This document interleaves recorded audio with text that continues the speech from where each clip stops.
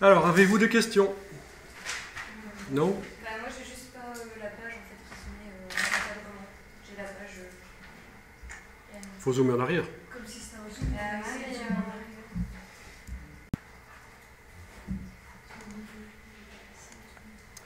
Donc, on a vu que si on veut sélectionner avec la palette des calques, si on veut sélectionner l'un ou l'autre, on utilise la cible. Ne faites pas comme dans Photoshop, c'est l'erreur. Activez comme ceci le calque, ne sélectionne rien du tout en fait. D'accord?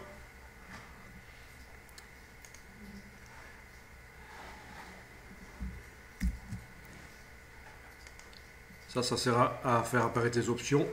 Et voilà. À créer ce qu'on appelle des sous-calques. Voilà à quoi ça peut servir, par exemple, d'activer comme ceci un ou plusieurs calques avec la touche commande ou la touche majuscule que vous connaissez. C'est comme dans les listes de fichiers. En allant dans le menu, je peux demander de rassembler sur un nouveau calque, par exemple. Et ça m'a créé un sous-calque.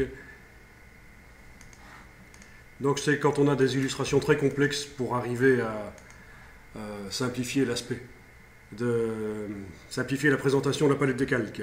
Mais dans ce cas-ci, je fais édition annulée.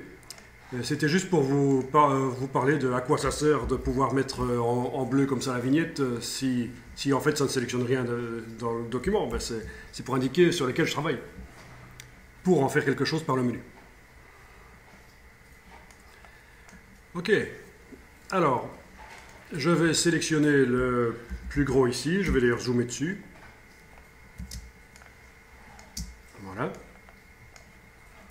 Donc actuellement, la couleur de remplissage, comme on le voit dans la palette des outils ici, c'est du noir. Je vais aller changer ça. Je vais y aller par la palette nuancier. Donc, vous cliquez sur le nuancier, ou alors, pour la faire apparaître, menu fenêtre. Dans ce cas-ci, menu fenêtre, nuancier. Vous avez aussi menu fenêtre nuancier?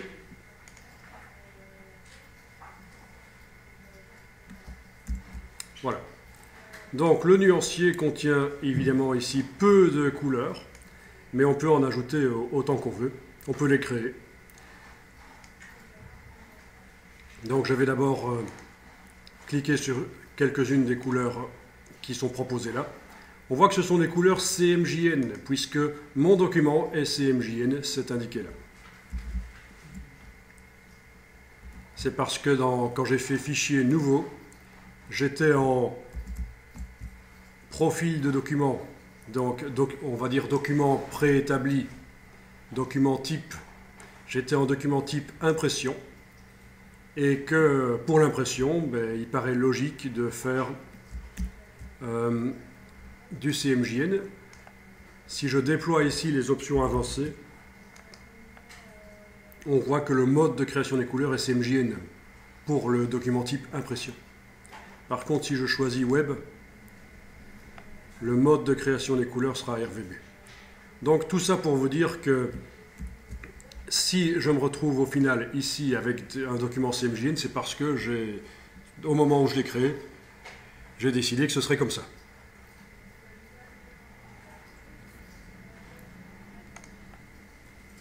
On peut faire des documents RVB même si on travaille pour l'impression. À un certain moment, il faudra convertir en CMJN. C'est même mieux de faire tout en RVB, parce que vous aurez plus de choix de couleurs, des couleurs plus vives, qui sur un affichage sur écran, sur le web, ce sera très bien. Et puis pour la version papier, il y aura une petite dégradation au niveau de la saturation des couleurs, ce qui est logique.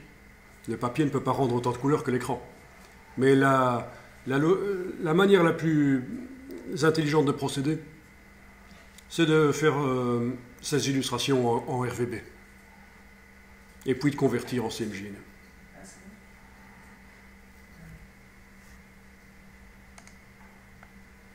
Ok? Alors, on va mettre un contour sur le texte. Donc, mon objet texte ici est toujours sélectionné. Dans la palette des outils, je fais venir en avant-plan ce qui concerne le contour et je choisis une autre couleur pour le contour. Ensuite, je vais pouvoir modifier l'épaisseur du contour. On a la possibilité de la changer ici. Ou alors, menu Fenêtre, Contour. Ça, ce sera la palette contour avec toutes les options pour le contour. Et là, je retrouve l'épaisseur, donc ce qu'ils appellent ici la graisse.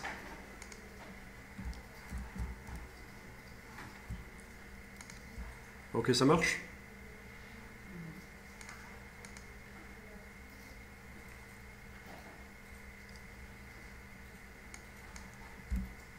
On peut évidemment taper directement le chiffre qu'on veut. On a un menu avec quelques propositions, mais ça s'arrête à 100, mais on peut aller plus loin que ça. Dans certains cas, c'est intéressant. Et alors, qu'est-ce que vous remarquez ici? On a le contour qui se met à cheval sur le bord de la lettre. C'est très mauvais. Ça modifie l'aspect de la lettre. Et ça, normalement, on ne peut pas faire en graphisme. Prendre une police et modifier son aspect. C'est pour ça que quand on a redimensionné la police tout à l'heure, on a enfoncé la touche majuscule quand on a pris la poignée du coin. D'accord? Faire ça, c'est peut-être bien sympa, mais non, on ne peut pas. Ou alors vous dessinez vous-même la police et à ce moment-là, vous n'avez de compte à rendre à personne. S'il y a quand même un designer qui a créé la police et qui s'attend à ce qu'elle soit utilisée sans qu'on la déforme, vous voyez? Donc, le contour ici qui déborde, c'est pas bon. Alors, est-ce que vous savez comment faire pour qu'il passe en dessous? Vous connaissez pas ça? D'un côté, de l'autre, ou centré? Non, qui passe en dessous, qui passe sous les lettres. Je veux le texte... Les couleurs, quoi, il faut remettre le petit... Non, non, ça va rien changer ici. Si on fait ça... Non, il faut replacer, remettre par-dessus. Non. Ça c'est pour simplement indiquer que je modifie le fond. Ah ben c'est bien, vous avez bien fait de venir. Je m'inquiétais un peu parce que, vu qu'il y en a qui disent qu'ils connaissent Illustrator, mais je me rends compte que je vais quand même vous apprendre un rôle ou l'autre. C'est bien. Donc, je veux le texte en vert avec le contour bleu, mais qui ne déborde pas sur le texte vert. Voilà ce que je veux. Donc voilà ce qu'on va faire. On va supprimer le contour ici. Donc je clique sur le contour pour le faire venir au premier plan et je clique sur la diagonale rouge. Voilà, pas de contour. Et je vais aller chercher la palette Aspect, qui est une des palettes les plus importantes et les plus puissantes dans Illustrator. Ça a vraiment révolutionné Illustrator. Menu Fenêtre, Aspect.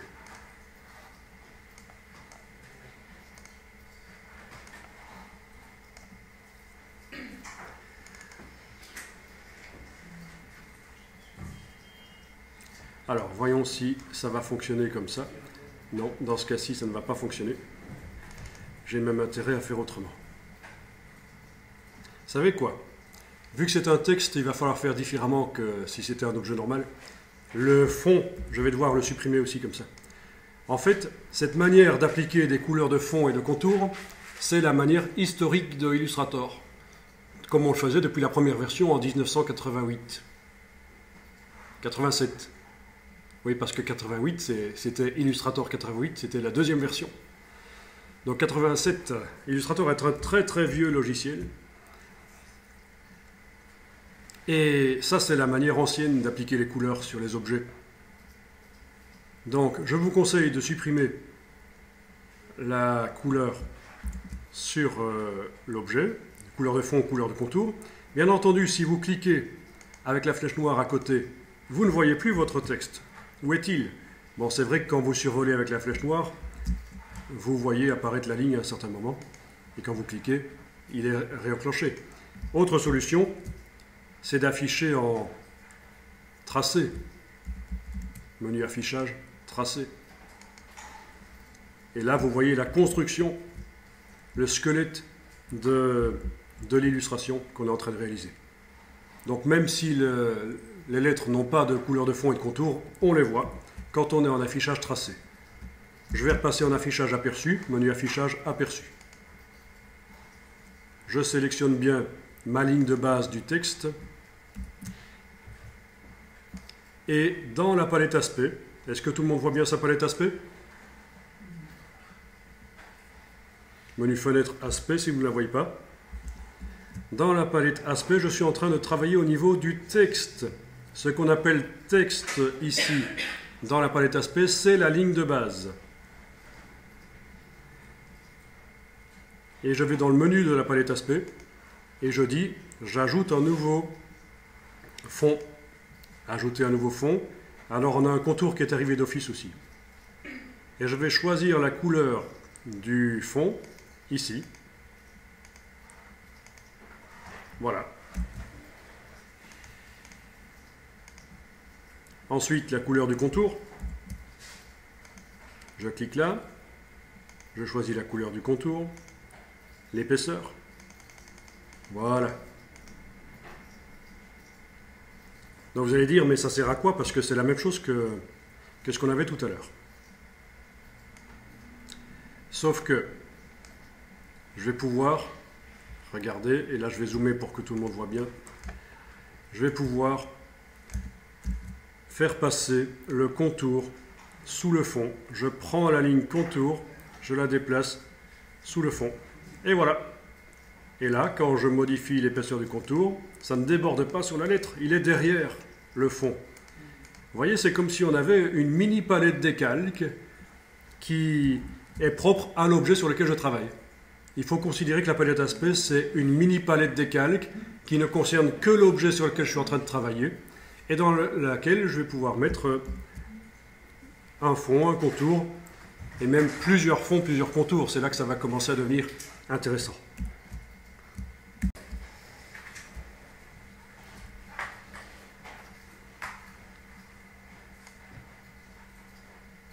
Alors regardez ce qui s'est passé dans la palette des calques.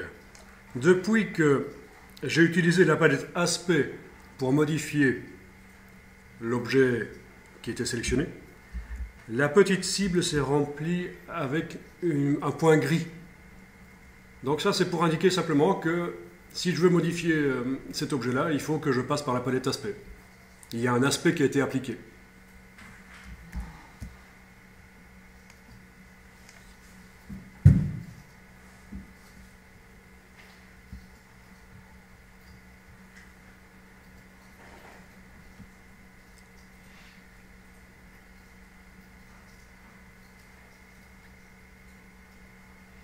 Ok, alors je vais ici pousser le concept plus loin, si c'est acquis pour tout le monde ceci. Je vais appliquer un filtre de déformation sur le contour seulement. Et donc pour ça, il faut que dans la palette aspect, pendant que cet objet-ci est sélectionné, sa ligne de base est bien activée, n'est-ce pas? Pendant que cet objet-là est sélectionné, je dois avoir la ligne contour activée dans la palette aspect. Attention, il y a un piège. Si avec la flèche noire, je clique à côté de l'objet, il n'est plus sélectionné. Je ne travaille plus sur lui. Il n'y a plus aucun objet sélectionné. Et pourtant, dans la palette aspect, je vois toujours le dernier aspect qui a été utilisé. Et si j'essaye de modifier l'épaisseur, voilà, je vais mettre une épaisseur de 80 au lieu de 10. Rien ne se passe. Si j'essaye de changer la couleur, je vais mettre du rouge, du rose au lieu du bleu, rien ne se passe. Parce que l'objet n'est pas sélectionné. Donc, bien sélectionner l'objet, c'est le piège de la palette aspect. Je sélectionne l'objet. Si je veux mettre du rose à la place du bleu, voilà, je mets du rose à la place du bleu.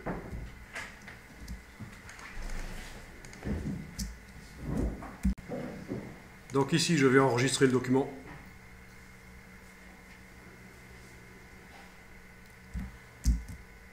En changeant de nom éventuellement.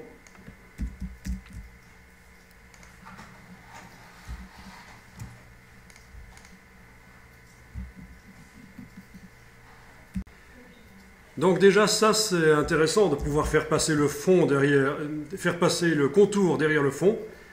C'est intéressant parce que ça va permettre donc de ne pas modifier la police de caractère et pourtant de lui mettre une épaisseur si on veut. Alors, je disais que on peut également mettre des effets spéciaux là-dessus. Alors, ce que je voudrais faire ici, c'est éloigner le contour du fond vert. Vous allez dire, pour éloigner le contour, il suffit que je fasse ça. Voilà, il est éloigné. Oui, mais je voudrais la transparence entre le contour et le fond vert, évidemment. Donc, pour faire ça, en ayant le contour activé et uniquement lui dans la palette aspect, en ayant l'objet évidemment sélectionné, je vais dans le menu Effet, Distorsion et Transformation. Attendez un peu, oui. Parce que parfois... Non. Ce sera effet, tracé, décalage. Oui, il faut se souvenir. Parfois, c'est pas évident. Effet, tracé, décalage. Voilà. Et alors, je vais cocher la case aperçue. Voilà. Et vous voyez que ça se décale. D'accord?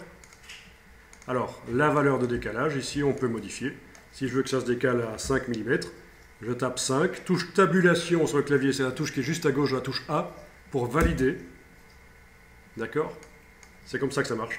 Je tape 8, touche tabulation pour valider. Je vois ce que ça donne.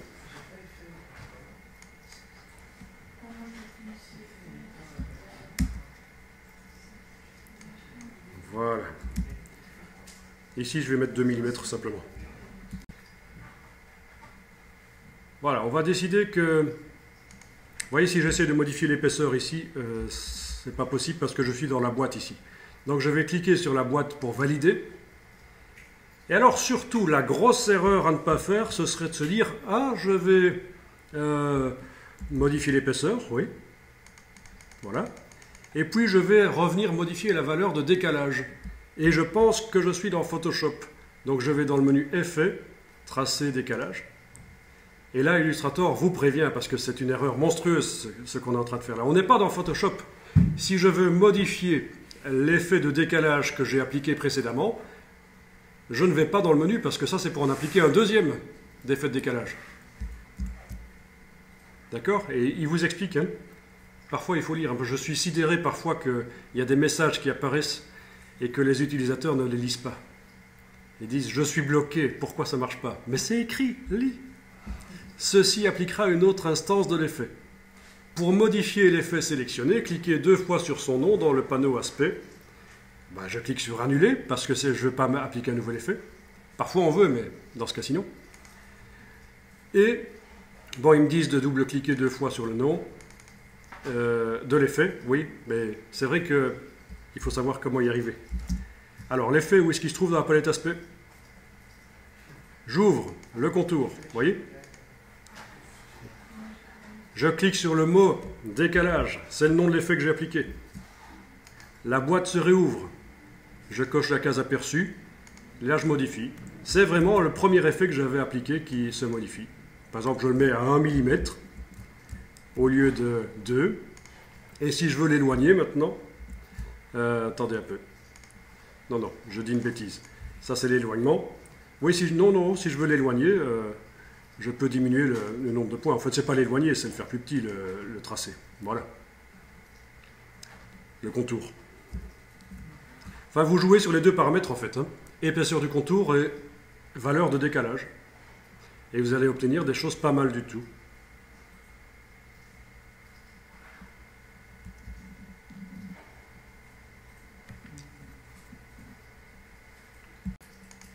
Bon, ici, je vais enregistrer pour garder cette version-là. C'est toujours plus sûr.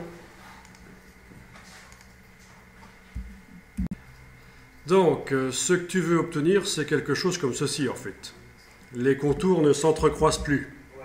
Voilà. Donc, il y a des possibilités en vectorisant, mais vectoriser, il faut toujours éviter de le faire parce que si je dois modifier la police après, c'est plus possible, tandis qu'ici, c'est possible. Ok. Donc, la technique. Je vais revenir à mon document en version précédente chez moi. Voilà.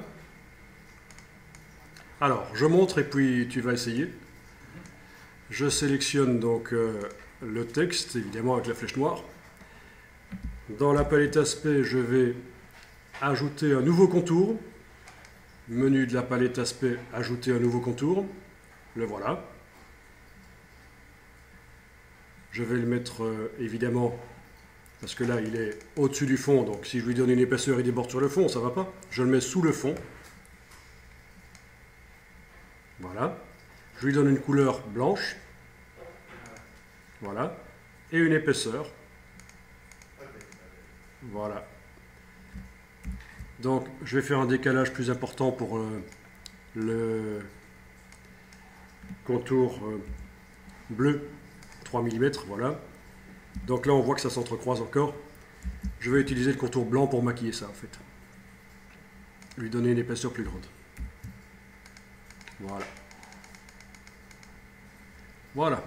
Bon, ça va peut-être faire des petits débordements bizarres. Hein. Je vais quand même zoomer pour bien voir ce que je fais ici. Il va peut-être falloir que je fasse au demi-point, quoique non. Ici, 14 points, dans mon cas, ça a l'air d'aller. Parce qu'on peut mettre évidemment des décimales. Hein. Je peux mettre 15,015 par exemple, ou 0,40. 0,4 dans ce cas-ci, ou 0,45. Touche tabulation pour valider. Donc on peut vraiment être très précis en fait ici. Hein. Ne croyez pas qu'on est limité aux mesures en points. On peut aller jusqu'au millième, 10 millièmes de point pour être extrêmement précis. Donc voilà la solution pour arriver à faire ça.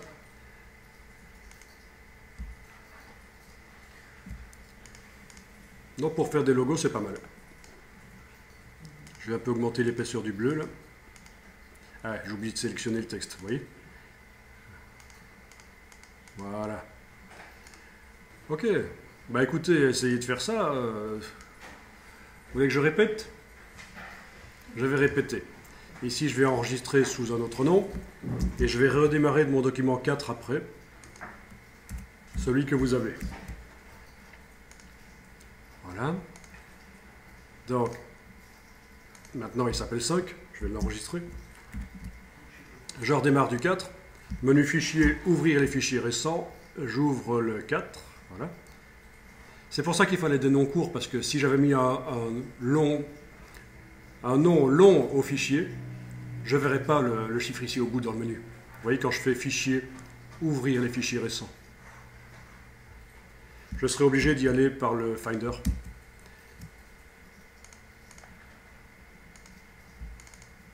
Pour arriver à voir le nom en entier en jouant ici. Il n'y a que par là que j'arriverai à voir le nom en entier.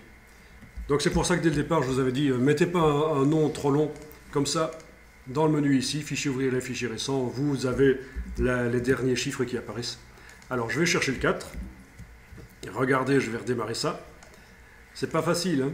C'est pas un truc facile. Je sélectionne le texte, dans la palette aspect, je dis que j'ajoute un nouveau contour. Je le fais passer sous le fond. Je lui donne une couleur blanche. Évidemment, ça marchera que sur un fond blanc, hein, ce qu'on est en train de faire là. On suppose que ça sera imprimé sur le papier. Voilà. Je peux augmenter, à partir de là, augmenter le décalage du bleu. D'accord ? Sur le contour bleu, ici, dans mon cas, j'augmente la valeur de décalage. Je vais mettre 4, par exemple, soyons fous. OK. Et donc, pour ne plus avoir ces entrecroisements, c'est le contour qui est en sandwich entre le fond et le contour bleu. C'est lui dont l'épaisseur va devoir augmenter comme ça. Voilà. Il vaut mieux qu'il déborde sur le bleu, d'ailleurs, pour que ce soit bien nickel. Sinon, on va avoir des trucs bizarres. S'il ne déborde pas sur le bleu, voilà ce qu'on a comme chose bizarre. Ça peut être très gênant. Donc, j'aime autant le faire déborder sur le bleu, comme ça. Et si le bleu n'est plus assez épais, du coup, ben, j'augmente l'épaisseur du bleu.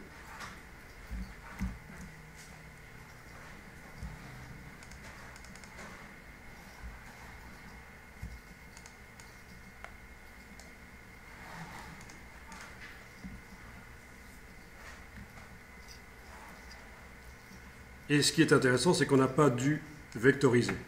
Le texte reste modifiable, ce qui est toujours intéressant.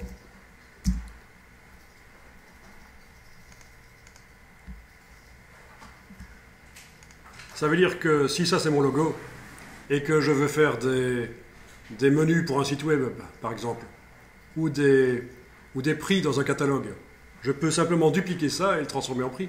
Regardez, avec la flèche noire. Si je prends ceci en enfonçant la touche Alt, je fais un duplicata. Voilà. C'est une copie. C'est une des manières de faire une copie. Et si je mets un prix ici, voilà, 5,99 €. Alors, où sont les euros? Ah. Je vais aller voir dans les glyphes. Menu texte glyphe. Je voudrais le signe euro. Donc je vais aller dans le menu texte glyphe, parce que je suis un peu paresseux. Je ne retiens pas le raccourci clavier. Il y en a qui le connaissent peut-être. Et alors, il est là. Voilà. Ok. Vous voyez, le menu texte glyphe permet d'avoir accès à tous les caractères de la police. Ok. Ah, ça, c'est intéressant. Bon, c'est pas génial quand même. Ici, on a des trucs bizarres. Bon, enfin, ça... faut peut-être aller modifier.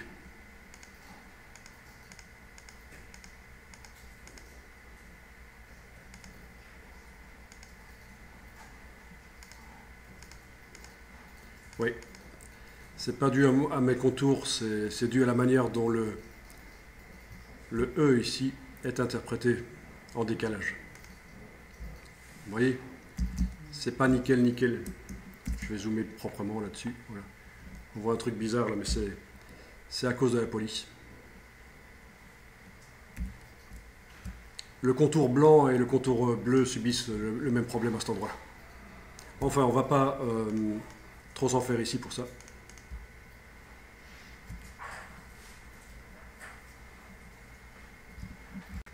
Donc, ceci, ça va être dans mon catalogue la manière dont je vais écrire les chiffres.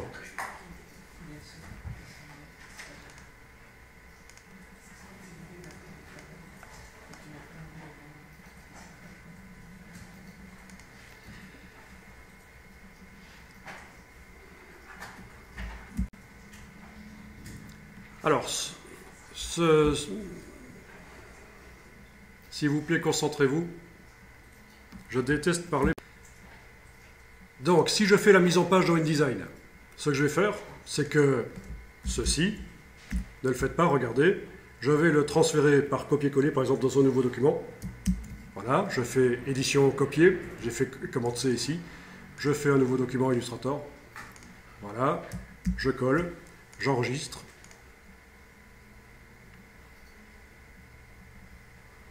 Voilà. Je vais appeler ça logo pour InDesign. OK. Ensuite, je reviens ici. Le chiffre édition copier, donc pomme C. Je fais un nouveau document. OK. Je colle. Je vais appeler ça 5,99 pour InDesign. OK. Voilà. Et alors, ça c'est rien, un truc que j'ai enclenché par erreur. Et alors je vais faire le boulot dans InDesign.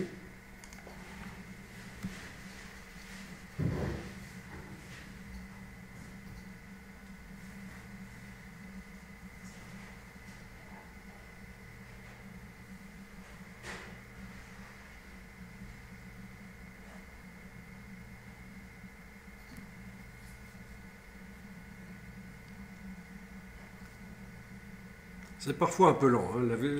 La C6 se lance plus vite en fait.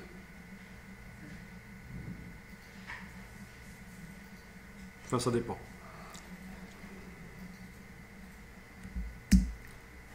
Ici, je viens de faire pomme Alt H pour ne plus voir les logiciels qui sont derrière celui que j'utilise. C'est l'équivalent d'aller dans le menu ici du logiciel et de demander masquer les autres. Commande Alt H. Ça c'est sur les Mac, c'est typique au Mac. Ok, donc dans InDesign, je vais faire un nouveau document. Ok. Je vais y importer